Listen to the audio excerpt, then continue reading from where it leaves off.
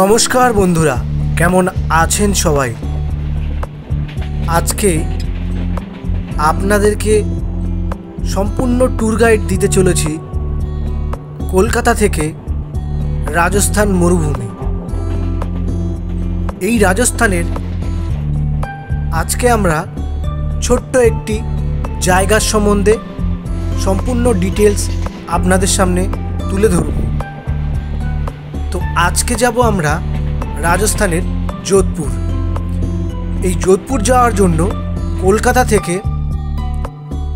Howrah station থেকে রাত্রেবেলা 11:55 train ধরে আমরা চলে আসলাম যোধপুর স্টেশন। যোধপুর স্টেশন পৌঁছাবে হলো সকাল 5:35। এখন হয়তো টাইম চেঞ্জ হয়েছে এই ট্রেনটি হাওড়া স্টেশন থেকে ছাড়ার। আর আমরা যেহেতু রাজস্থান ট্যুরিজমের থেকে বুক করেছিলাম এই ট্রিপটা করার জন্য, তো সেহেতু আমাদের গাড়ি, হোটেল সব কিছুই এই রাজস্থান ট্যুরিজমের ছিল। তো আমাদের রাজস্থান ওয়েস্ট বেঙ্গল ট্যুরিজমের এই যে হোটেলগুলো, এই হোটেলগুলো ছিল কিন্তু অসাধারণ। কারণ হচ্ছে স্টেশন থেকে খুব বেশি দূর নয়, খুব বেশি দূরত্বও নয়, তো স্টেশনের কাছাকাছি প্রায় ছিলাম আমরা। আর এই হোটেলগুলো খুব অসাধারণ এবং সুন্দর। তার থেকে বেশি সুন্দর হলো এই রাজস্থান যে জায়গাটা। আর আপনারা জানেন যে এখানে পাথর কিন্তু খুব সুন্দর সুন্দর পাওয়া যায়। তো এখানে অধিকাংশ ঘরবাড়ির কোনো কালার করা নেই, শুধু পাথরের উপরে ডিজাইন করে এত সুন্দর সুন্দর ঘরগুলো বানানো, সেগুলো আমি আপনাদের সামনে তুলে ধরব। তো আজকে আমাদের প্রথম পয়েন্ট হলো মেহরানগড় কেল্লা। এটা হচ্ছে যোধপুর মেহরানগড় কেল্লা।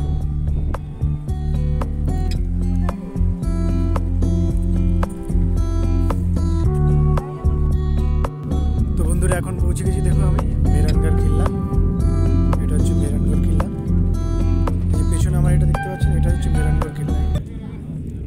তো এখন আমি যাচ্ছি মেহরানগড় কেল্লার পাশে একটা ফোর্ট আছে ছোট করে, সেটাতে যাচ্ছি।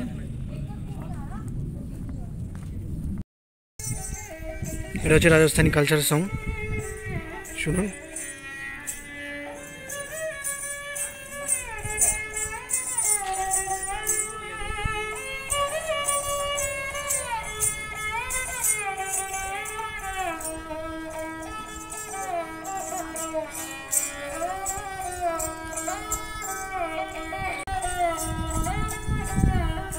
বন্ধুরা, আপনাদের যদি ভালো লাগে তো আমার ভিডিওটা প্লিজ লাইক করবেন।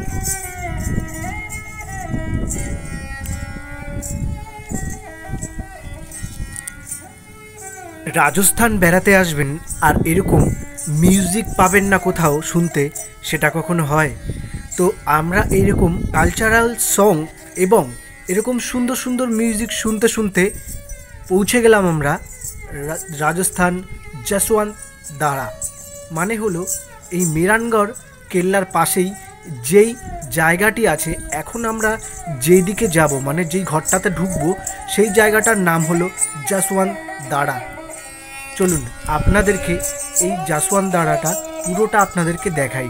তো আপনারা বুঝতে পারবেন যে এখানেও কত সুন্দর জায়গা এবং মার্বেলের এত সুন্দর কাজ, যেখানে অসংখ্য অসংখ্য লোক ও ট্যুরিস্টরা ভিজিট করে শুধু দেখার জন্য। দেশ বিদেশ থেকে সবাই এখানে ঘুরতে আসে এবং এত সুন্দর সুন্দর জায়গা যেগুলো আমাদের এই ভারতবর্ষে আছে, তো সেগুলোই দেখতে দেশ বিদেশ থেকে লোক আসে।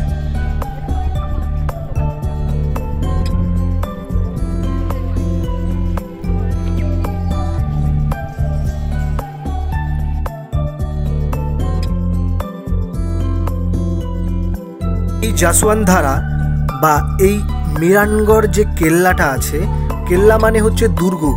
এই দুর্গটি অবস্থিত হচ্ছে পাহাড়ের একদম চূড়ায়, যেখান থেকে পুরো রাজস্থানের যোধপুর শহরটি পুরোটা দেখা যায়। এবং এখান থেকে দেখা যায় হচ্ছে যোধপুরের ব্লু সিটি। যেমন রাজস্থানের 3 জায়গায় তিনটি জায়গা অনুযায়ী বিখ্যাত। যেমন জয়পুর হচ্ছে পিঙ্ক সিটি, আর যোধপুর হচ্ছে ব্লু সিটি, আর জয়সলমের হচ্ছে গোল্ডেন সিটি। তো সেটা নিয়েও একটা ব্লগ করব, আপনাদের সামনে সম্পূর্ণটা তুলে ধরবো যে কি করে এতটা গোল্ডেন। আর এই যে দুর্গটা দেখছেন, দুর্গর ভিতরে যেটা ঢুকেছি, মানে এটা হচ্ছে যশবন্তধারা।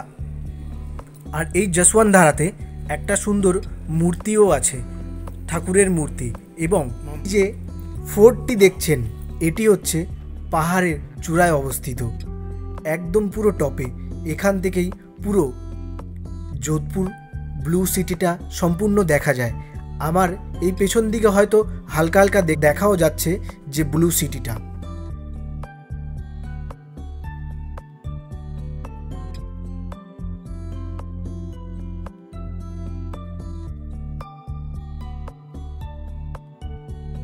এখানে সম্পূর্ণ না হলেও হালকা হালকা আপনাদেরকে আমি দেখালাম যে Jodhpur blue city.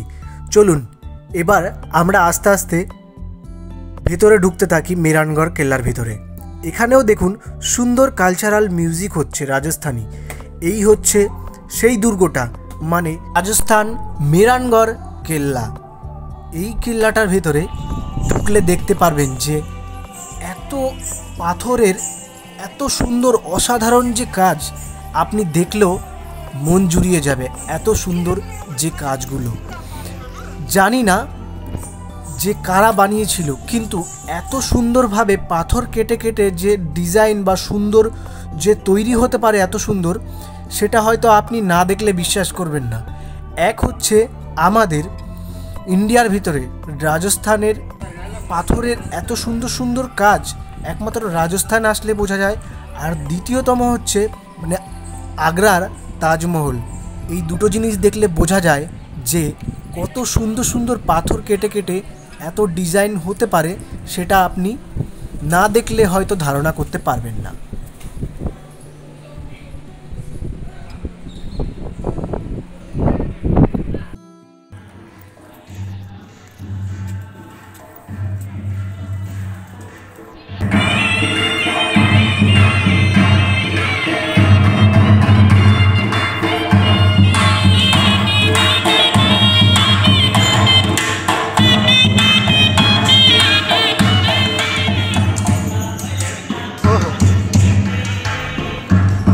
Nice.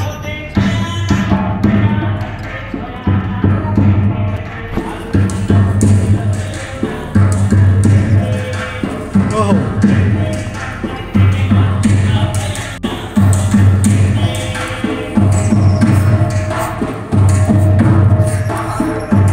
Nice.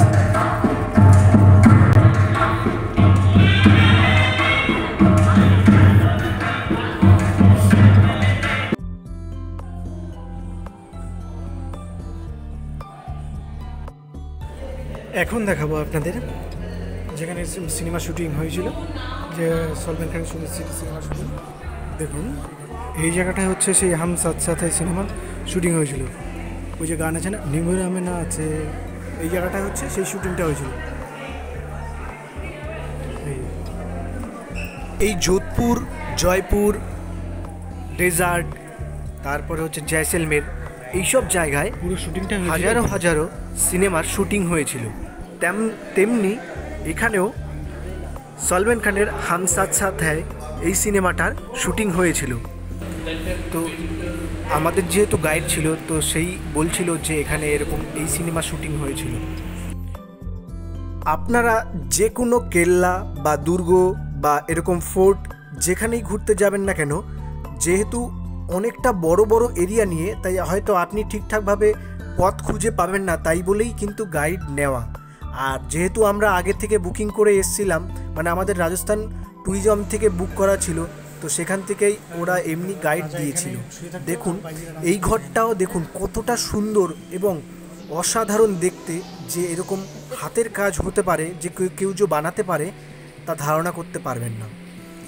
আর এরকমই মানে এই কেল্লাটার ভিতরে, মানে এই দুর্গটার ভিতরে এরকমই ছোট ছোট জিনিস যেগুলো আগেরকার দিনে পাওয়া যেত বা আগেরকার রাজারা ব্যবহার করতো। যেহেতু রাজস্থান যোধপুরের রাজা ছিলেন রানা মহারানা প্রতাপ সিংহ, তো তারই বা তাদের সেনাবাহিনীদের কিছু কিছু স্মৃতি যেগুলো ব্যবহার করতো, তরোয়াল থেকে শুরু করে তারপরে এরকম অনেক জিনিস আছে যেগুলো ব্যবহার করতো, সেই সবই জিনিসই এক্সিবিশন এখানে রাখা আছে।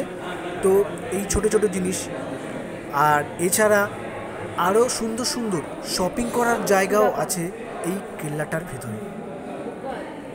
বেটেল বক্স, পেন বক্স, ফার্মিনাস বক্স।